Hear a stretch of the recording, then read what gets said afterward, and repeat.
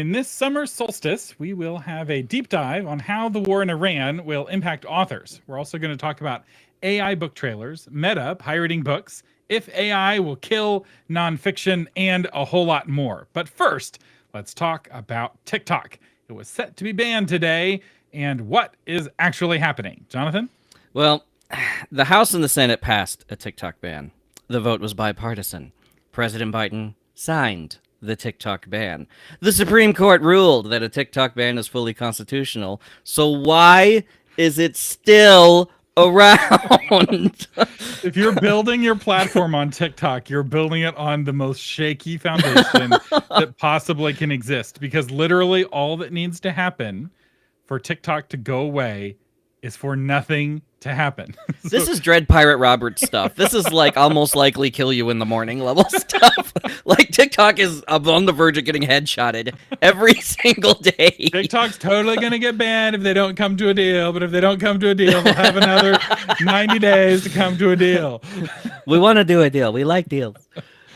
So 90 days, it got another 90-day reprieve. Although I suspect with all of the taco taunting that this may be the final 90 days that TikTok gets. Part of me is wondering if they're waiting for like a bad news story, or maybe they really will come to a deal. But I suspect the Chinese Communist Party is not willing to give up the goods on the TikTok algorithm. And so it really is going to come down to it getting banned, not it getting sold. I think they're pretending like they're negotiating. I don't think they're doing it in good faith, because they've been able to buy themselves another half a year so far with their stalling tactics. Well, but they can't stall their way into not getting completely obliterated TikTok by the government. Is a tremendous data gathering. So it's an intel gathering service for the Chinese Communist Party. It is a fantastic source of data. So the longer they drag out this negotiation, the more data they're still continuing to get, especially as people get desperate and keep throwing stuff on there to try to squeeze the last, vestiges of whatever they think they can get out of it.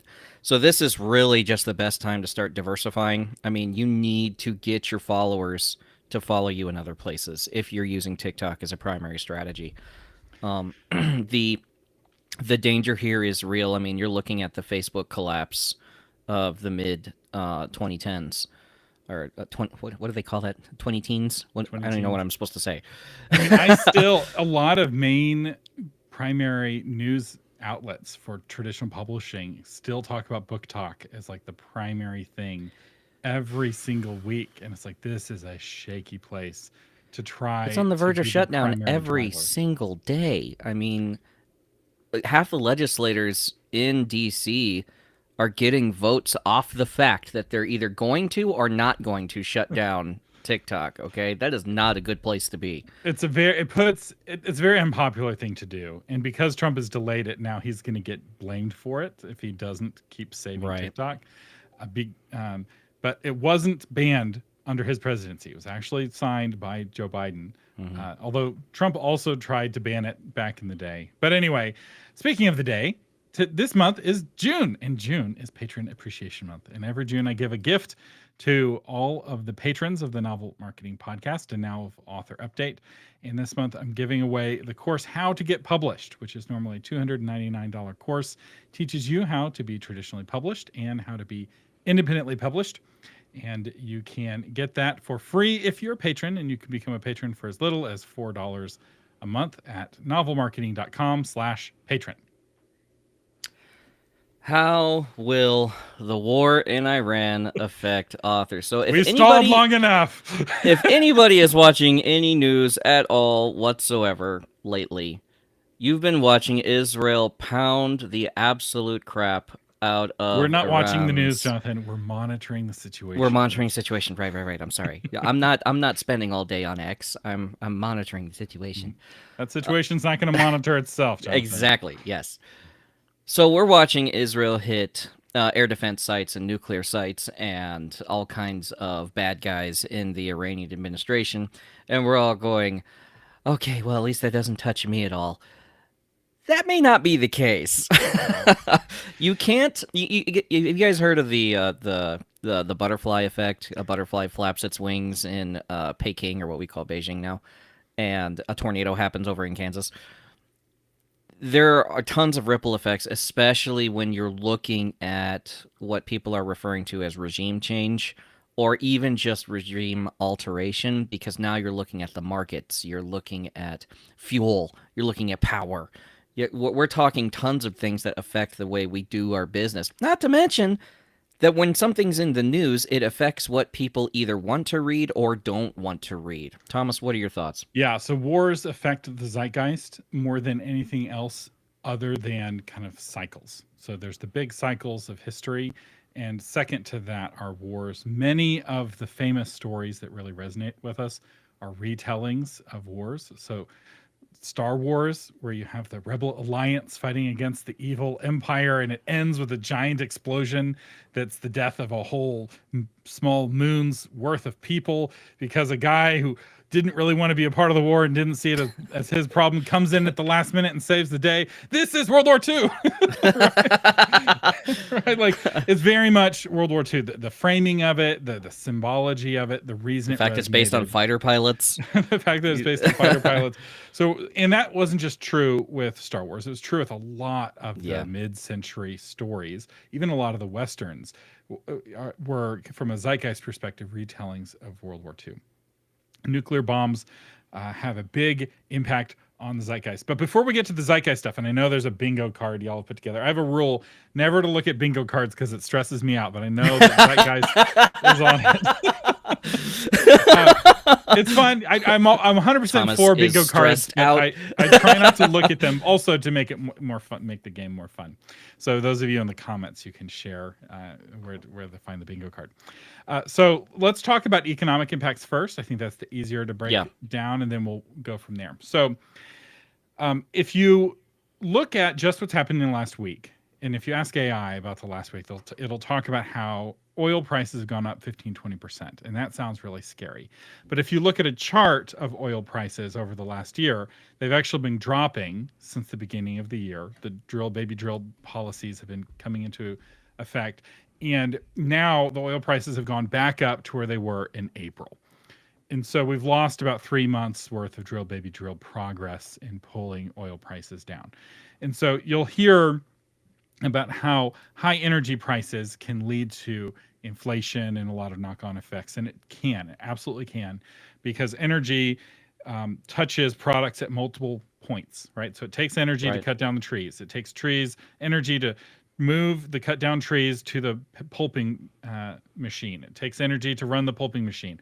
It takes energy to turn the pulp into paper, right? Like, it takes energy to turn the paper into books, right? All of those things take energy. And as energy prices go up, it can have this cascading impact on prices. That said, Iran specifically doesn't sell energy on the market. So we've had like all the sanctions, because the solution for Iran for the last 30 years, basically my whole life, or since I was like 5 years old, was sanctions. So they sell basically all of their oil to China directly. And so nobody buys oil from Iran other than China and some of their neighbors, perhaps. But it does affect global demand, because if China doesn't buy their oil from Iran, they'll buy it from somebody else. So it's not completely isolated, but the bigger concern is the Strait of Hormuz. So 30% of the world's oil all goes by this really narrow choke point that Iran is neighbors. And in the past, they have shut down that choke point. And I think it's important to tell the story of what happened the last time they shut down the choke point, because it had a huge impact on energy prices. And I think almost everyone has forgotten this story, and it's a fun story. So I'm going to tell it. Yay, fun story. So they put mines in the Strait of Hormuz, and they said, this is closed. Well, the United States did a freedom of navigation operation in the Strait of Hormuz, because nobody tells us where we can and cannot sail our boats. And one of our cruisers, sure enough, hits one of those mines and blows a hole right in the middle of it. Breaks the keel. Everyone thinks this cruiser is going to sink. And so the United States Navy phones up the president and says, we've been attacked. Can we respond? The president meets with his attorneys and his advisors, and he says, yes, but the response has to be proportional. So they give the Navy very clear instructions. Here's an Iranian cruiser. You can only attack this Iranian cruiser, but you can return fire if you're fired upon. Well, the United States Navy blew up that cruiser, but then the pilots on returning to the aircraft carrier, buzzed every Iranian ship they could, and Shoot at every me. time the Do it. Iranians couldn't help themselves, they would fire on the airplanes. The airplanes would circle around and sink that ship as well. And the result was the United States Navy destroyed it's like 50% of Iran's whole navy in like 6 hours. And they took the letter of the law from the president, and they drove a battleship right through it. Because this was long enough ago when they actually had battleships still. So the president was Reagan, who was really pressuring them to be proportional. And so the United States Navy was very, very proportional. And the kind of interesting thing about the story is it turns out that cruiser that had its keel blown open didn't actually sink. They did such a good job salvaging it that they were able to tow it into port and repair it, and it continued having the rest of its service life. It's because there was 3 E3s in the bottom of that ship, desperately bailing water like the Three Stooges.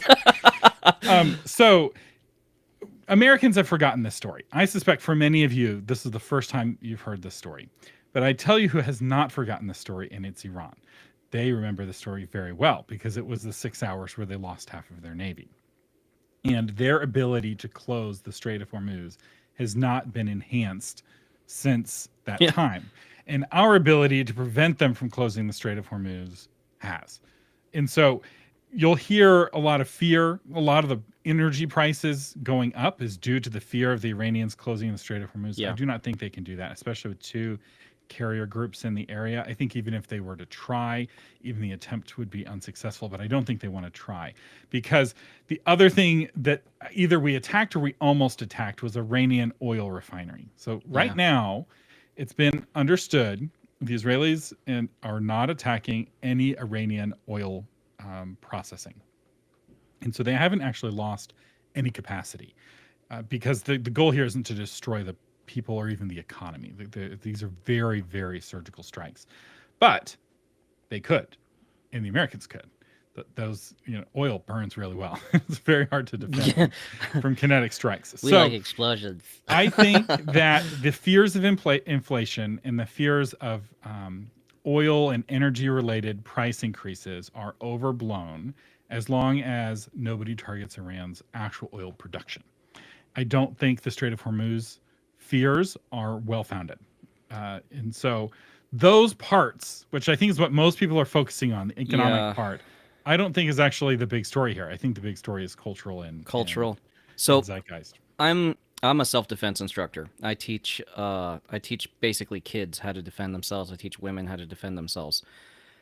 And it seems like every year and a half, couple of years, I have a Jewish student. He's a Messianic Jewish kid. And he was super nice when I started with him, and now he's a little bit more like me. But I have to teach him every year and a half, 2 years, how to defend himself because there is another spike in anti-Semitism where people are just looking for Jews to target. And, I mean, this kid wears the tassels. If you know what you're looking for, you know how to target a Jew. And so I'm having to teach him how to defend himself, how to keep his head in the swivel, look around, see who's looking at you too long. If it's a 15-year-old girl, awesome, go for that. If it's a 45-year-old man, you should probably, and he has buddies, you should probably either leave the area or go to a group of people. And that is something that we're going to have to look at here because everyone is taking sides right now. Israel is striking Iran, and for some reason we've trained ourselves to believe that every aggressor is the bad guy. If you throw the first punch, you're automatically the bad guy. You're the bully, and that's not how that works in real life. However, regardless of where you fall on this, you need to understand the way your audience is going to react to these real-life events and how that will play into the stories that you have.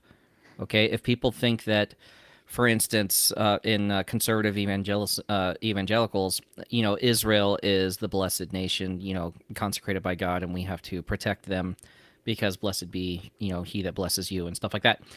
Then you have the other end of the extreme where Israel has been, pounding the Palestinians for decades and depriving them of their needs and basically putting them under siege. And, you have to look at it the way your audience looks at it. And you have to be really careful about alienating parts of your audience if you're going to become vocal on this topic, and then if your story is going to drive people away. Yeah, we're definitely seeing a rise in anti-Semitism. Worldcon, which is a sci-fi Extremely convention that just gets tons of left. press for doing crazy things, uninvited a Jewish agent just this week. And we have an Israeli flag out in front of our house, and we'll have people driving by with really angry honking, which is about as bad as it gets here in Texas. It's Austin, okay? They're not necessarily known for their lethality. So there is a shift in zeitgeist. I will say a couple of things you could do right now if you're wanting to take advantage of this. Any kind of like quick turn explainer on Iran, Israel, energy, the Red Sea, anything kind of helping give people context, I think could be really popular. You know, a Tom Clancy style novel about the Strait of Hormuz event, right? Like that's a exciting story. It's the Navy's like most interesting thing they've done in the last 50 years. And I think that's actually probably accurate because the Navy mostly goes around scaring people. So the Navy's really scary. Yeah. But this time they you don't know how scary the Navy is. Any given aircraft carrier is something like the 10th largest air force in the world. So it's like the 10th largest air force in the world. Just one aircraft carrier is just parked off your coast. It's very, very scary. So any kind of historical fiction taking place in that area, I think that sort of thing could be really popular. But nuclear bombs really change the zeitgeist. And if Iran is able to destroy Tel Aviv, which is their goal, I mean, they're bombing hospitals there, they're bombing residential areas. They've stated that Israel is a one-bomb nation. Right? It's not like the United States where there's lots of cities that, and the major United States is pretty resistant actually to bombs because our financial hub is separate from our shipping hub. So the financial hub is New York, shipping hub is Chicago. Our international shipping hub is LA. Our political hub is Washington, D.C. Our other international shipping hub is Los Angeles, New Orleans. Right, so we're very diversified. In Israel, it's all in Tel Aviv. Like Israel doesn't even control all of Jerusalem. Like Jerusalem is very significant, but there's no real concern someone's going to blow up Jerusalem. That's not really on the table. But Tel Aviv getting destroyed is absolutely on the table. And so there's kind of four scenarios I see, and each one could have varying impacts on the zeitgeist. So if Israel is successful and keeps the Iranians from developing a bomb, I think that this war is going to have very small, very limited impact, especially if Israel does it all on their own. Because violence in the Middle East, there's always violence in the Middle East. Most people can't find Iran on a map. They couldn't tell you the difference between Iran and Saudi Arabia, which is very offensive to Iranians and Saudis. Because it's offensive to me. They're not just different peoples ethnically, but they're different religions. Or different sects of the same religion, and they're different axes on a geopolitical conflict. So if the United States intervenes and succeeds, I think you could see a zeitgeist shift because the Americans haven't felt like they've won a war in a really long time. We see war as this like really expensive thing that kind of can't be won because the Afghanistan and Iraq conflicts weren't really winnable. We didn't have really clear objectives. And it was just they were long-term victory conditions, and so it's but really hearts difficult. And minds is not an objective. Like yes, it is because the United States still when it's two in the heart and one in the mind, that's an easy short-term. The Union still objective. Has not won hearts and minds in the South of the United States. It's been 150 years of occupation. It's like that's not a good goal. But I've talked to guys who were like in Afghanistan and they spent 20 years building schools and they saw progress and they saw Afghanistan women being able to be educated and be able to look forward to having their own lives and stuff like that. That's the long-term objective we were doing, and then we just didn't have the stamina for it. We don't have the finances, we don't have the stamina, and we didn't do enough to bring the people up to that standard. So the problem is that we didn't have the stamina for the objective we were trying to achieve.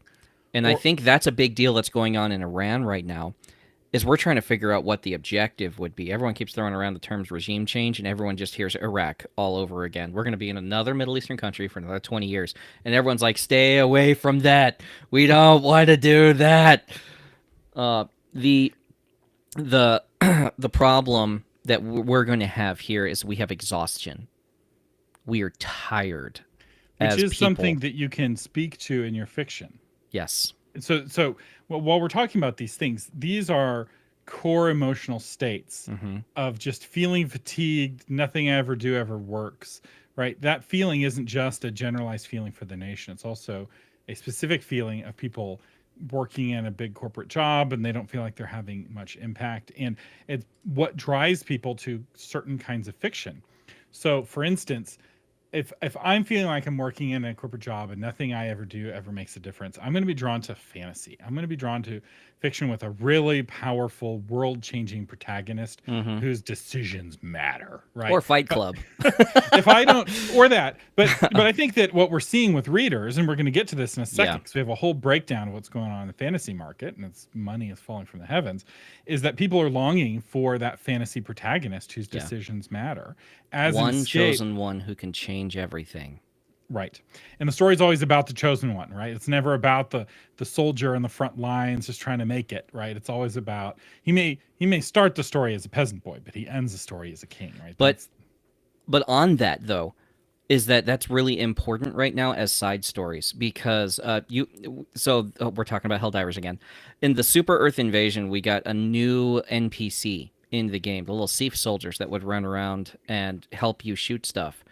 And there is a whole fan fiction comics market forming off of Helldivers trying to save the Sief soldiers, the little conscripts, and it's a whole spin-off because everyone feels for them. We aspire to be the world-changing protagonist, but we relate to the lonely Sief soldier who's in a world and a war way over his head with decisions that are not that he has no impact on, but absolutely have an impact on him. I have watched so many reels and shorts and full-on YouTube videos of players who are staying on the planet when they could evacuate because they won't leave their NPCs. Okay? Then there is something here you need to grab onto as an author. Okay? Your side characters will make your story. Your chosen one you need to have your chosen one, right? But you also need to have your side characters. You need to have the ones that people are relating to. For instance, I'm writing a fantasy series and it has a multi-generational conflict in it. Well, how does a civilian population respond to a multi-generational conflict? Well, you think about, when is my son going to be sent to the war? You know, you can look at Ukraine and how they're kidnapping kids to send them to the front lines. You know, you look at these we call them human stories, but you don't think about those stories because we live in America and we're safe from that stuff.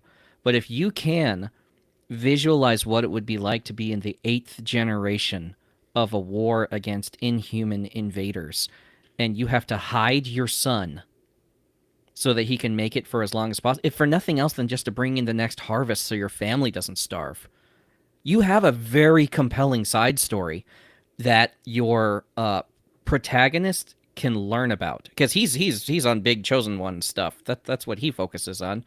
And suddenly he sees what the common man is struggling through, and it can inform the way that he becomes a hero. And suddenly you have a very compelling story that reaches everyone because you get the world change that people are craving, but you're also getting that they feel heard, they feel listened to, and they feel understood. And that's something that's really important when it comes to fiction.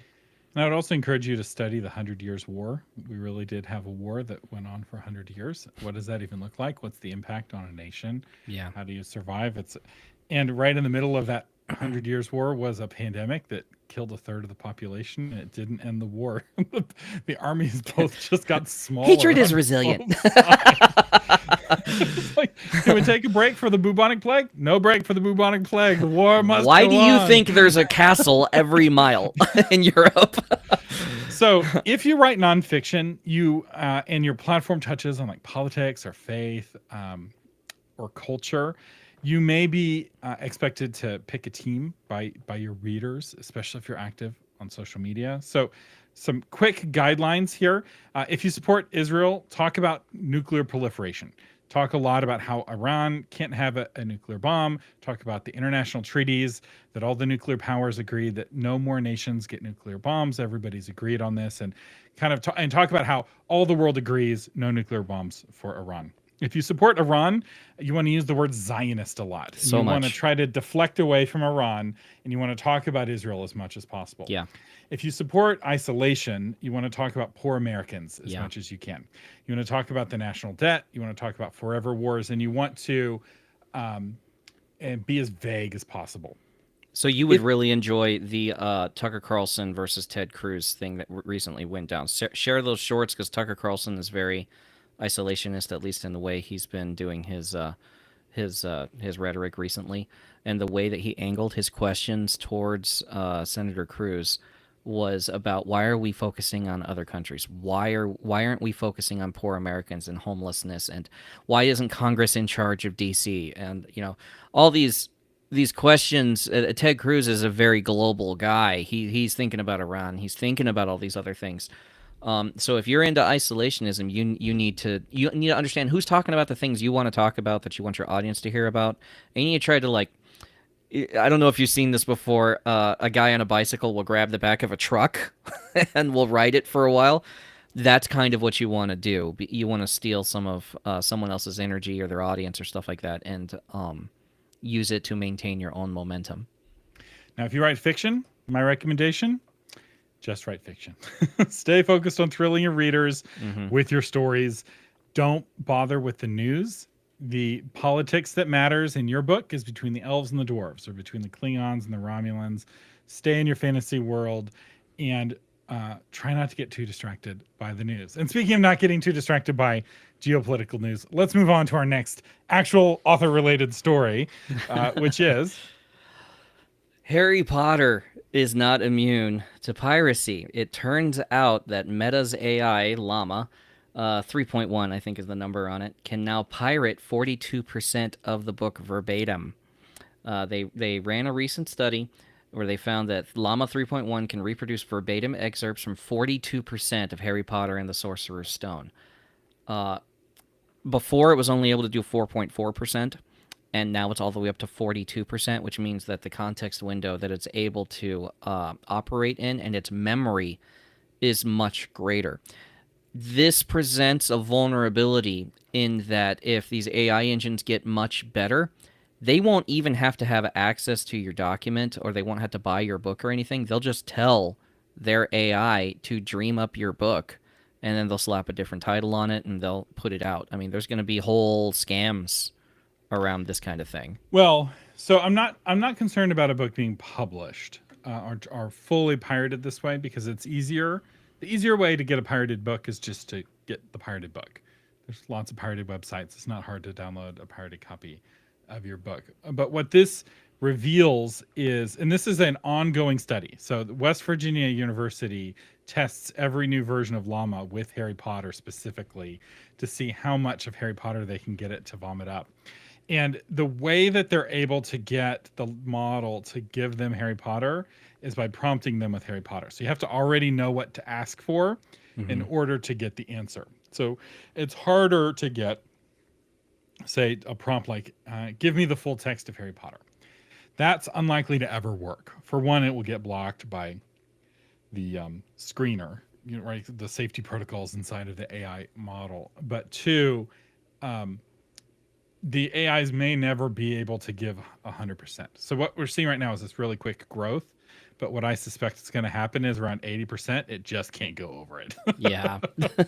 So 40% is really scary. But if it's hallucinating the other 60%, that's basically every other fantasy book. Like, I read a lot of fantasy books, and the number of fantasy books where they go to wizard school or magic school is like almost all of them. And I'm not actually a big fan of Harry Potter.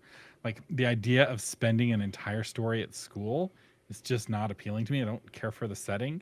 And so all of the other books that are 40% Harry Potter, and they're like, okay, now we're going to go to magic school. It's like, oh, just go on an adventure already. I know. I know. I study and learn all day long. When I'm reading a book, I don't want it to be about people at school. I want to be on a book about people going places and doing things. And yes, I know Harry Potter and the others go on places and do things. And I acknowledge that they're good books. They're just not to my taste. Yeah, boot camp is nice, but that's the best time I never want to have again. So all right, another story from Meta is they're also trying to really ramp up their AI development. They know they're behind. They're now offering $100 million to top AI developers as a signing bonus. OpenAI's Sam Altman claims that Meta is making offers of $100 million signing bonuses and annual compensation to try to get elite engineers and researchers, probably poaching them from other companies. No, poaching them from OpenAI. So Yeah. Sam Altman is the CEO of OpenAI, or he's the head of OpenAI, and he's complaining that his staff are being offered, what is that, 9 figures, 9-figure signing bonuses to leave OpenAI and go join Meta, which is the company that owns Facebook. And I will say, I was approached by a AI startup founder who asked me to about being a co-founder for a new AI company to come on as the CMO. And it was like, because our income is way down. Last year we had the book launch blueprint, and this year we don't. So that's a big chunk that we haven't yet figured out how to replace. And I was like, the AI money is so good right now. It is. It's like I could provide for my family so much better taking an AI job. Anyway, so it's something that I thought about. I mean, I'm still here, so don't worry. but No! but AI got Thomas. all your base are belong to us. So instead of pursuing jobs like that, though, I'm still here making AI tools for authors. Speaking of new AI tools, I have 2 new tools to announce today, or 1.5. One is what I call the trope finder. So it will evaluate your book and pull out 24 tropes from your book, along with quotations from your book of where that trope is, which is really helpful for helping you figure out what tropes are in your book that you can use for marketing purposes. This can be used in a lot of different ways. I'm going to do an episode on it at some point soon. I just haven't done that episode yet, but a lot of people are. In fact, this was actually requested by Jaina, who I think is here in the chat, gave me the idea for this tool, and it's turned out to be a really useful tool. The other tool actually was Jonathan's idea of creating a voice profile for characters in a book that you can give to your audiobook narrator. And so I took that idea and I basically embedded it inside of the character compendium. So the character compendium is a tool that will read your manuscript and pull out all the characters and give their backstories and kind of key details. And now it also gives audiobook narrator instructions that you can then send this character compendium to your audiobook narrator, and it will have instructions on how to pronounce each voice.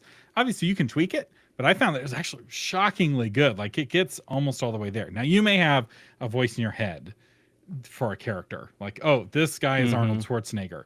And if you don't, but it's nowhere in the text that he sounds like Arnold Schwarzenegger, but because that would be a little immersion breaking, but you can tell the narrator, make this guy sound like Arnold Schwarzenegger. And so you would tweak what's there in the compendium, but it's a really useful tool, and it will, I'm hoping, help you have even better audiobooks. And it's designed for human narrators, but it could also inform an AI narrator potentially. I'm not sure if we're quite there yet where you can give an AI narrator like these kinds of instructions, like this person's happy and sarcastic, and this person is grim and dark. I'm not sure if we're there yet, but we're going to be there really soon. So yeah, I hope you enjoy these new tools. And with that, let's talk about the big new K-lytics report that just hit the market. So, of course, you guys know the top 3 genres on Amazon are romance, and then mystery and thriller, and then science fiction and fantasy. And K-lytics just released their semi-annual science fiction and fantasy K-lytics report. It provides a map of all 178 sci-fi and fantasy categories. It's talking about how fantasy growth is being fueled by romantasy, which is just stealing from paranormal romance, which we already talked about. Amazon has just renamed their bestseller list from romance fantasy to romance romantasy. Because it's now its own thing. There's a lot of good stuff in this report. If you guys write science fiction and fantasy, you realm makers people, this is definitely a report you want to pick up. We'll have a link in the show notes under here with our affiliate link, so you guys can pick up the newest report and hopefully angle. You know, what we're trying to do in this show is really take what's happening in the author world right now, or in the world around authors right now, and give you the angle or the perspective that you can use to reach your readers the best. So this is the data focused approach. We just did a context based approach, which was the news. And then there's a tool based approach, which is AI and the tropes tool, which if you're not using that tropes tool to put rich text into your web pages, I mean, AI searches by using chunks. We've talked about this for the last 3 or 4 weeks. So you really need to use that tropes tool to enrich your website. This is the data-focused approach here with K-lytics. And if you write in this genre, I mean, how much does this report cost by itself? It's like, included with K-lytics if you're a K-lytics subscriber. But you can buy them individually. You can buy them individually. I think it's like $35 or something. Yeah. I have an affiliate link. If you just go to authormedia.com/K-lytics, it will help support the show and give you this report. If you buy this report, I encourage you to watch the video that goes along with it. Yes. So this is K-lytics is very different from Publisher Rocket and KD Spy, which is another tool I've been playing with lately. So Publisher Rocket and KD Spy are tools where you can kind of go to the data and ask questions. But if you don't know what questions to ask, it's kind of a tool that you don't know how to use, and it can be a little overwhelming. What's nice about K-lytics is that it's a report. It's just a PDF that you read. Often there's a video companion. And there's data you can ask questions to as well, but just familiarizing yourself with where things are right now. So when we talk about zeitgeist, when we talk about culture, we're talking about where things are headed. What this data will show you is what's selling right now and how has it changed from what sold last year, which sometimes you can kind of connect the dots and kind of project where things are headed, but it won't tell you when things are taking a big about face. So if Tel Aviv gets nuked, there will be a big about face, and a lot of things culturally will change, but they're a little hard to predict. They're very hard to predict. Hopefully we'll never go there and we won't know what that's like, right? We've dropped, my hope is, enough nuclear bombs on enough cities for the rest of humanity, right? We're done with that, God willing. Okay, quick clarification, because there's a discussion going on in the chat right now. We know that romantasy is not the same thing as paranormal romance. What I'm saying is the audience is the same. The people that were reading paranormal romance are now reading romantasy. So to be clear, yes, I do understand the subgenres.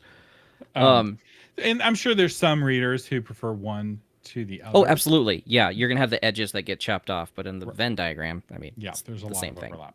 Yeah.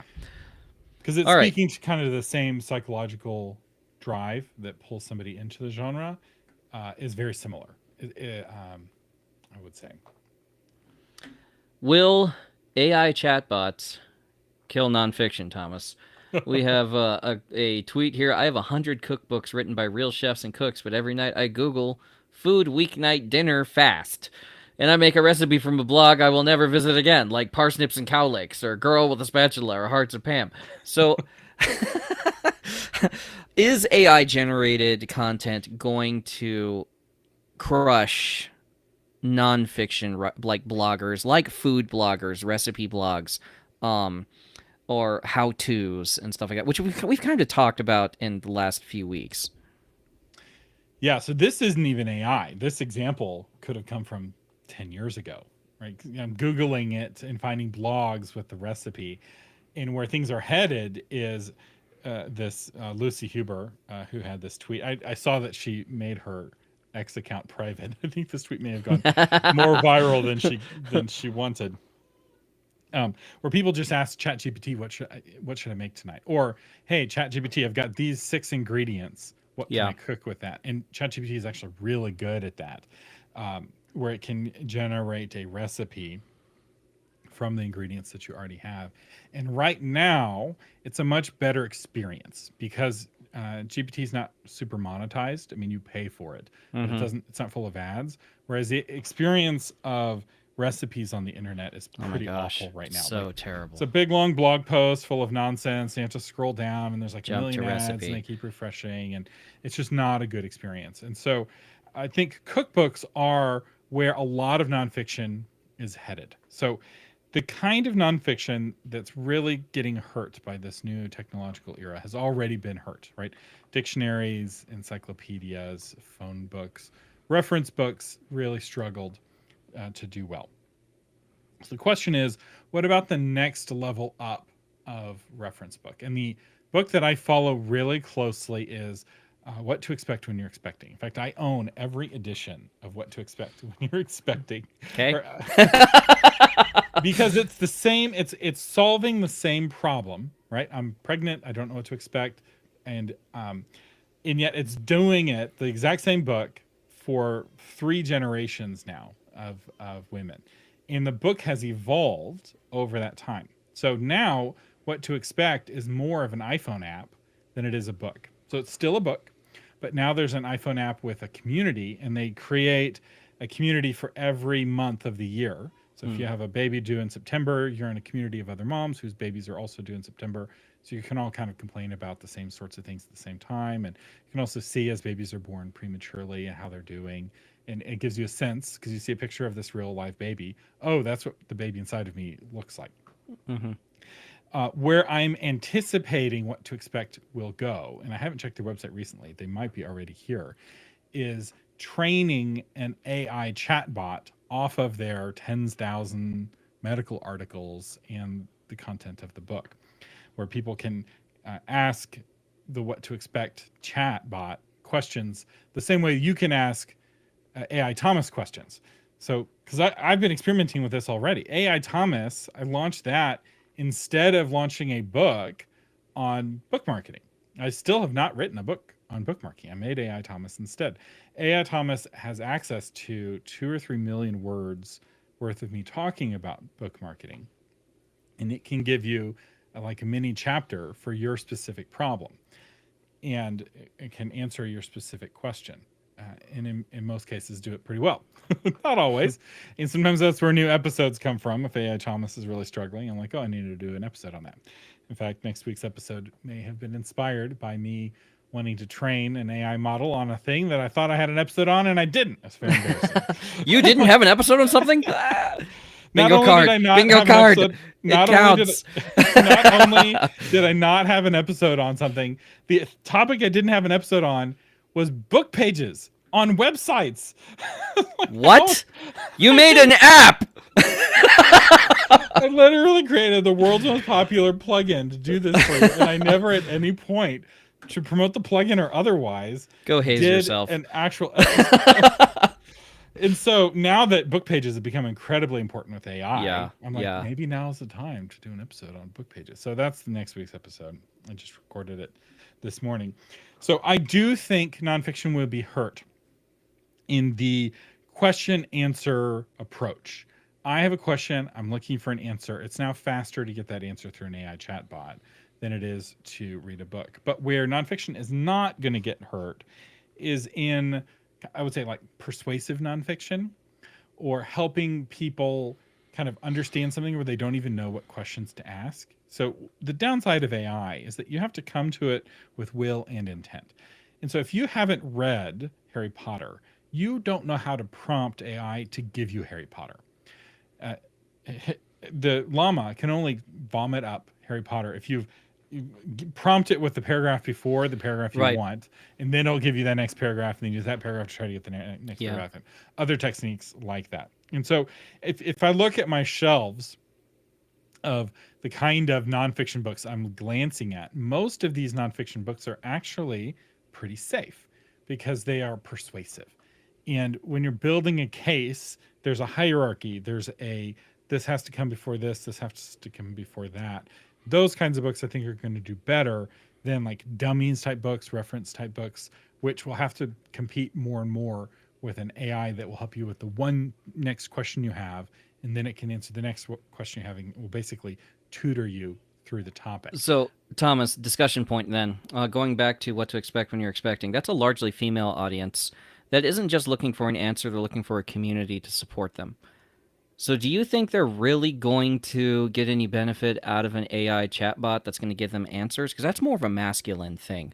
A man, when he has a baby, is going to be like, men don't have babies. Why is it crying? Right, shut up, you know what I'm saying. When he's holding his baby and wanting to feed and wanting to know why it's crying or what this rash is or something like that, he's looking for an answer.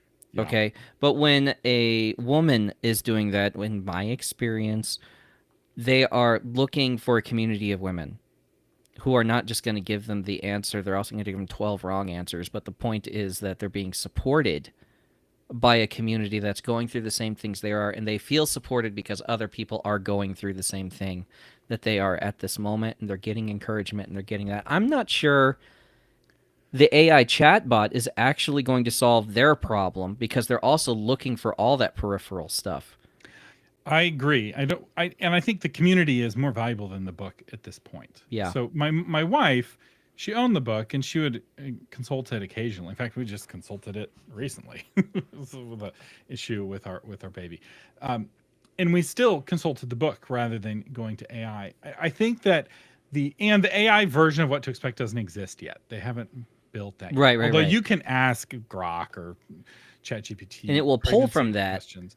But what I'm more curious is the impact on the paper book sales or the ebook sales particularly. Because what's the better? So obviously the app where you're chatting with other moms, that's top shelf experience. Yeah. It gives you answers to questions, but it also gives you commiseration. Because a lot of it is like, I just threw up this morning.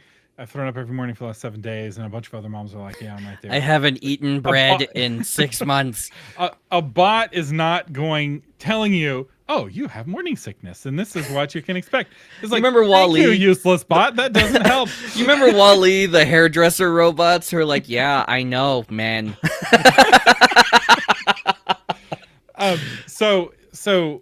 But the book part, because remember, we're authors. Most people here don't have the money required to create an online community, because the kind of online community that What to Expect has is actually a very expensive community. I have a fraction of that community with AuthorMedia.socials, www.authormedia.social. I run it through Circle, and that costs me, I think it's $80 a month just for the platform, not including staff monitoring it and all of the other kind of ancillary costs. Most authors don't want to pay $80 a month for a community, and it gets more expensive as the communities get bigger and more complicated. And so most authors are still trying to write that paper book. And now kind of what we're facing is this community piece, which you can do cheaper on places like Discord or Facebook. And then now the chatbot piece. And my one suggestion for you is to consider, if you're a nonfiction author, taking your book and creating your own chatbot that's a part of the community. So you have the book, you have the community, and you have the chatbot, and you give your readers all three, and they're all three coming from you. I think that's your best position to survive this new world where people access information in very different ways. Is that a subscription-based model then? Because I mean, part of doing this is getting the sales from the book. If you have a free chatbot and they don't need to buy the book, I don't think you could charge for that. I think it depends on the topic. What I would do is I would put it behind a email gate where people have to give you their email address to get access to the chatbot. But again, it depends on your book. Because if you're making a persuasive book, I think giving away the chatbot for free makes a lot of sense. If you're doing a reference book, then I would perhaps include the chatbot with the purchase of the book, where they get a code or so. I don't know. That gets complicated. Yeah, that's we need to track that, because that's a serious strategic shift, especially for nonfiction authors. And fiction authors, you are not exempt from this either, because they're talking about getting to the point where a reader can just prompt the kind of book they want to read. And we talked about that before and how that would be possible. But that's something you need to be looking for in the future, too. You really need to develop your voice and the human element of your writing, because if you're going to stay impersonal and distant, AI can do that. So it's something really to keep in mind, especially coming down the road, is you do not want to get rendered obsolete. That personal touch, that personality. Yeah. The thing that you were trained by your English professor in college to buff out of your writing is the one thing that will give you an angle. And the thing about your personality is that some people don't like it, and that's important, right? So this is where it goes back. That never happens to me, Thomas. So not all personalities mesh with all other personalities, right? And sometimes and let's switch over to food, right? Sometimes the food that's the most loved is also the most hated, right? The controversial food is what has like hot sauce, for instance. There are people who just they have shows about hot sauce and they have magazines for hot sauce and they spend hundreds of dollars on these tiny little bottles and they know what a Scoville rating is. And other people who hate hot sauce, right? They're like, why would you add pain to an otherwise perfect meal? It doesn't make any sense to me. I want my meals to be pain free. It's like, why would you want to have hot sauce, right? So feels obvious. it's like, why do I need to explain this? Why do people put spice on their foods, right? And so part of it is cultural, part of it's, what did you grow up doing? And there's lots of pieces of that. And the same is true with personality. And so if you want to compete with the bot, being very much the way that you are, even almost an exaggerated form of who you are, like even more permission than you normally give yourself, is actually what will create those really strong bonds with the people who do like what you have to offer. Because plain vanilla, although vanilla is actually a really popular flavor for ice cream anyway. But people don't think of it as a flavor. They think of it as a default. That's right. So a plain, let's say bland, flavorless writing that just answers the question, nothing more. The AI can do that really well. And so you doing it with your personality, I think, is more important now than ever. Well, going along with AI, traditional publishers are using AI to evaluate manuscripts. The Bottom Line reports that Bloodhound Books partners with Pro Writing Aid for manuscript analysis. So this is a UK publisher that specializes in crime and thriller fiction. They announced that they're partnering with Pro Writing Aid to improve their manuscript evaluation process. Basically, they can check the entire manuscript for grammar, style, and readability. So they can go through the large number of submissions a little more efficiently, because if you're a publisher, the thing you hate the most is your slush pile. There's gems in there, and there's also a whole lot of garbage that the gems are hiding in. This just really shows how the market or the industry is shifting, in that traditional publishers who are time strapped and cash strapped and personnel strapped are going to automate a lot of their processes in how they're sifting things out. If you want to be picked up by these traditional publishers, I recommend you use whatever AI program they're using to check for readability. Okay, this is the same idea as when Elon Musk and Doge went into the government and found out the way that people were hiring was they literally picked the resumes where the job description from the job application area had just been copy-pasted into the resume. And they were hiring the people who just copy-pasted the job description. Okay, this is the same. It's a game. It's the same tactic you can use. You can beat the bot. Okay, you just have to know how to speak the bot's language. So there's actually a lot of lessons here from the world of resumes, because another thing that Doge found was that how you scored yourself on your self-evaluation was really key. So if you gave yourself all 10s, you were much more likely to get the job than if you were to give yourself some sort of nuanced scoring on a per category basis. But right now, if you try to get a job in a big corporation, what's happening is that there's basically this pre-game courtship process between your AI and the corporation's AI. Mm-hmm. It's very much the way that a royal marriage was arranged in like the medieval times, where like I, King of Northumbria, will send an ambassador to the King of Sussex and with a proposal for my daughter to marry his son, and then talk. And it's like, okay, the dowry will be the county of Worcestershire or whatever, right? Like at no point do the children or young people interact with each other. And at no point do me and the King of Sussex interact with each other, because it's a long way. And if I leave my kingdom, maybe there's going to be a coup, right? So that's kind of where we're at right now with jobs, where people are having AIs create the resume specifically for the job. So this is the best practice. If you're out of work, you probably already know this, but you pay for ChatGPT or you use Grok, and you craft your resume specifically for that specific job that is tuned to appeal to the AI scanning resumes for that specific job. And then for the next job, you create a different resume. So you have a different resume so if you apply to 20 different companies, each company gets a different version of your resume tuned for that company. And then they have an AI that's evaluating to see who is able to tune their resumes best for the AI. And all of this happens before any humans talk to each other. I think it's really broken, but it was broken by the companies first, because the companies were using AI to screen out applicants, because the AI has the ability to say no, it doesn't have the ability to say yes. And it's the same with the book proposals. They made a big deal saying we have the final say. It's like, well, of course you do. You're not going to spend money acquiring a book without a human looking at it, but you're absolutely going to disregard proposals that are of low quality. Otherwise, the AI is adding no value. And so I think, like what Jonathan said, you've got to use your own AI to help protect you from the publisher's AI. A lot of publishers have this AI for me, but not for thee policy, Yeah. which I think is very short-sighted.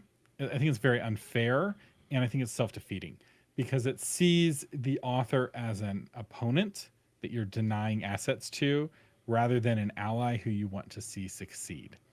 And if your authors... I disagree. Okay, what are your thoughts?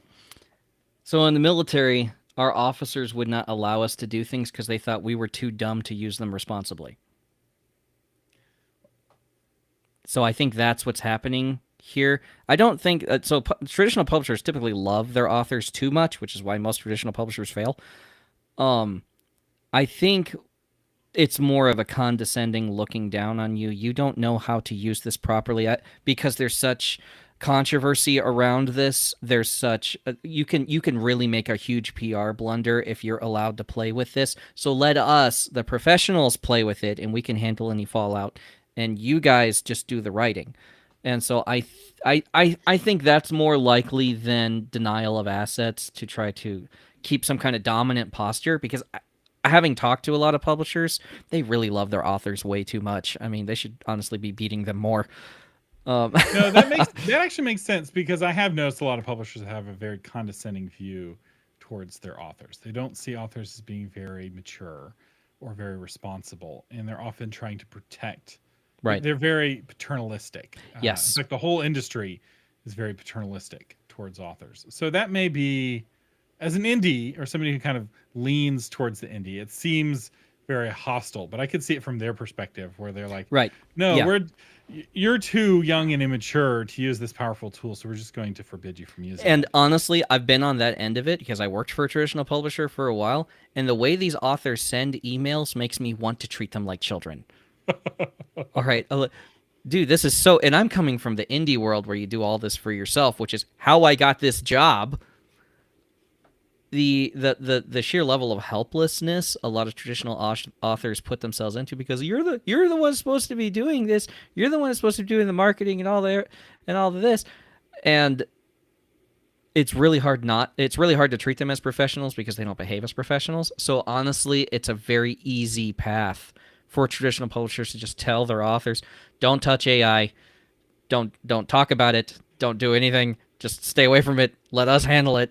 But it's still... Don't touch it. It's so short-sighted, though, because it ultimately is. the authors who succeed are going to be the authors who are able to best put AI, especially for marketing, setting writing aside. Oh, absolutely. AI for marketing gives authors who use it such an advantage. The toolbox tools that I've built, which is just a fraction of what could exist or what you could do yourself if you're AI savvy, they give you such an advantage, and they save you so much time that allows you to either write more books or do more marketing. And so an author with these tools competing against an author without these tools is really night and day. And you really need to treat these tools the opposite of the way. Like, so for instance, the vacuum cleaner was invented, and it was supposed to save suburban housewives so much time, because now they weren't, sweeping out their whole houses or anything. That was supposed to save them time. And it's like, has the amount of time women spent doing housework changed at all? I mean, I have a Roomba. I got my wife a Roomba in the house to vacuum for her as long as we pick up everything off of the floor. And we're still spending the same amount of time cleaning her house. So using tools in a way that actually removes a task from a time slot so you can put something else into that time slot, or you can reduce the size of the time slot, is tremendously important. I was just talking to an author on X yesterday who was talking about how much he didn't want to write Kickstarter copy. And I was like, then don't. Okay, go to ChatGPT, throw in there, some things about your book or the tropes from the trope tool, and you can actually get it generated, and then you just tweak it. If you hate writing that kind of copy, you don't mind editing it. So just generate it, tweak it, and throw it up there. Janeth is asking a great question. She's like, where can these get these tools? That actually brings me to the very next story. So you find these tools at authormedia.com. That's my website. And I have something to announce regarding authormedia.com. And that is that authormedia.com has a brand new homepage. Ta-da! And there's some really cool new features on this brand new homepage. One is that it now features super search. So if you do a search on the homepage, if you scroll down a little bit, there's a Google-powered search bar that doesn't just search authormedia.com. It also searches authormedia.social. So if somebody on authormedia.social had the question that you have, it'll surface that answer. It will search the Christian Publishing Show episodes. It even surfaces thomasumstadt.com blogs, authormedia.com blogs. It's a really powerful search. It also, on the homepage of authormedia.com, it features all 3 podcasts now. So Author Update now is an official part of the AuthorMedia family. I'm a real boy. Have a webpage and everything. You can still get there by going to authorupdate.com, which will take you to the blog versions of these episodes, which will be updated hopefully later today. But it will also features Christian Publishing Show, and then the new homepage features the Patron Toolbox, so you can get there right from authormedia.com. And it has a link to our social network, authormedia.social. So you can now get to everything from authormedia.com without having to go through the menu. You used to be able to do all these things in the menu, but I've learned that people don't click on menus anymore. They want stuff to be on the homepage. So I've reworked the homepage to give you big buttons. We're out of time, but we're actually moving this conversation. So today is patrons only Q&A day. So in 15 minutes, I'll be going live with the patrons for the patrons only Q&A. And Jonathan is going to join us. We got ChatGPT to roast his book. It's so good. So if you want to hear ChatGPT insult Jonathan's book, we'll be doing that over on the patrons only Q&A, which if you're like, how do I get to the patrons only Q&A? If you go to authormedia.com, there'll be links. You can also just go to authormedia.com/patron. This will seriously be the best $4 a month that you ever invest, because there's just so much good stuff that you get a hold of. And for $10 a month, you get the patron tools. I should clarify. Yeah, well, yes. Tools are not at the.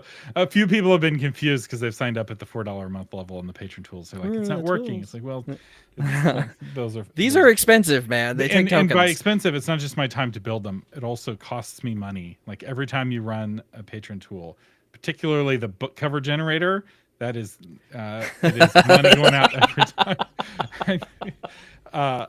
I got an email from ChatGPT. It's like, you need to refill your credit balance. You used up all your money. I was like, what? And I'm like, what on earth? And I looked. The cover tool is very popular. Y'all have been making some amazing covers, and I'm glad that you're enjoying them. And I thank you for being patrons. And that's why you have to pay money, because it does cost me money. I try to give away a lot of stuff for free. AuthorMedia.social is free, but the Patron Toolbox is $10 a month, and it comes with the Q&A, which we're going to move to right now. So with that, I'm Thomas Umstattd Jr. And I'm Jonathan Sugar. Live long and prosper.